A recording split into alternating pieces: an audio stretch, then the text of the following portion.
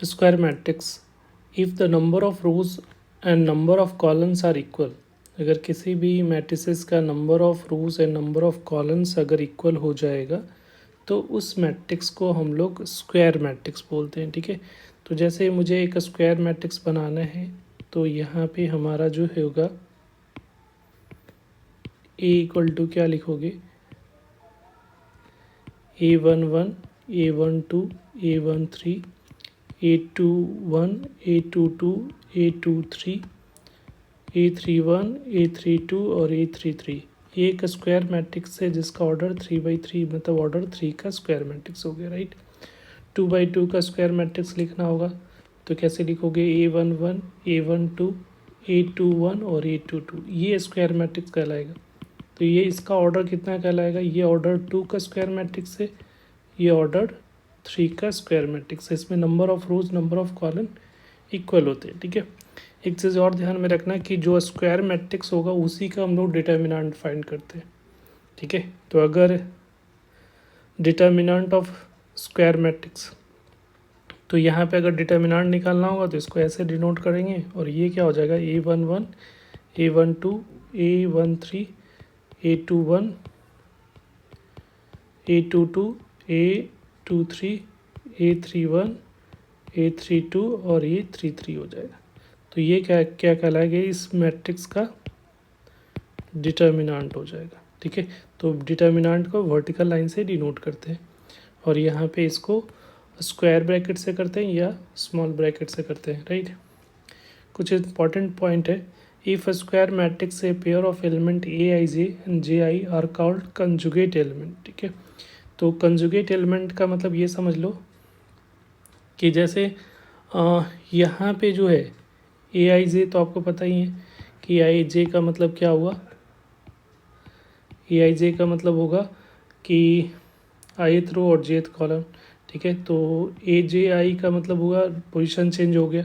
तो ये जो है यहाँ पे देखो, ये डायगोनल जो ये जो वाला जो पार्ट होता है इसको हम लोग डायगोनल बोलते हैं या प्रिंसिपल डायगोनल बोलते हैं। ठीक है, तो इसके ये क्रॉसपॉन्डिंग जो होगा वो कंजुगेट पेयर होगा। जैसे A12 और A21 इन दोनों कंजुगेट हो गया। और यहाँ पे देखोगे A13, A31 इन दोनों कंजुगेट है। और यहाँ पे एक और हम लोग ये देखो A32 और A23 ये दोनों कंजुगेट है। तो ये सब कंजुगेट पेयर कहलाते हैं, राइट। और ये हमारा प्रिंसिपल डायगोनल एलिमेंट कहलाएगा। तो यहाँ पे यही बताया गया है कि AJI और AJI को हम लोग क्या बोलते हैं, कंजुगेट एलिमेंट बोलेंगे। If the matrix is A11, ये 2/2 का स्क्वायर मैट्रिक्स है तो ये स्मॉल ब्रैकेट से भी डिनोट होगा। तो A21 जैसे ये एलिमेंट एक दूसरे का क्या कहलाएंगे, कंजुगेट एलिमेंट कहलाएंगे। The element of A11, A22, A33, AN in called the diagonal element. ठीक है, तो ये जो एलिमेंट जो दिख रहा है इसकी बात कर रहे थे, ये डायगोनल एलिमेंट कहलाते हैं। और ये डायगोनल होता है, ये इसी को हम लोग प्रिंसिपल डायगोनल बोलते हैं। दो डायगोनल है बट A11, A22, A33 वाला को हम लोग डायगोनल कंसीडर करेंगे। ठीक है, और इसी को प्रिंसिपल डायगोनल या लीडिंग डायगोनल भी हम लोग बोलते हैं। ठीक है, और sum of diagonal element, sum of diagonal element अगर 3/3 का है तो AI का मतलब क्या होगा, जहाँ पे रो नंबर ऑफ रोज का पोजीशन कॉलम का एक सेम होगा तो उसको हम लोग डायगोनल एलिमेंट का सम, जैसे A11, A22, A33 up to अगर n/n का है तो n इंटू n हो जाएगा। तो इसको हम लोग बोलते हैं ट्रेस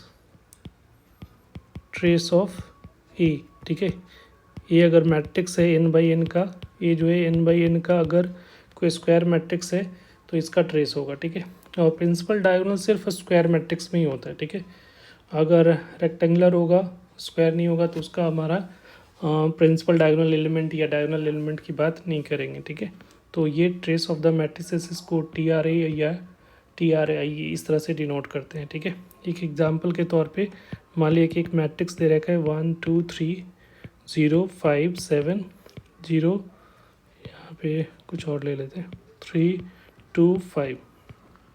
तो अगर इसका ट्रेस पूछता है कि ट्रेस ऑफ ए क्या हो जाएगा, तो यहाँ पे प्रिंसिपल डायगोनल एलिमेंट मार्क करोगे और इसका सम 1 + 5 + 5। ठीक है, तो ये 11 जो होगा इसका ट्रेस ऑफ मैट्रिक्स कहलाएगा, और ये यही इसका एलिमेंट जो होगा वो प्रिंसिपल डायगोनल कहलाएगा।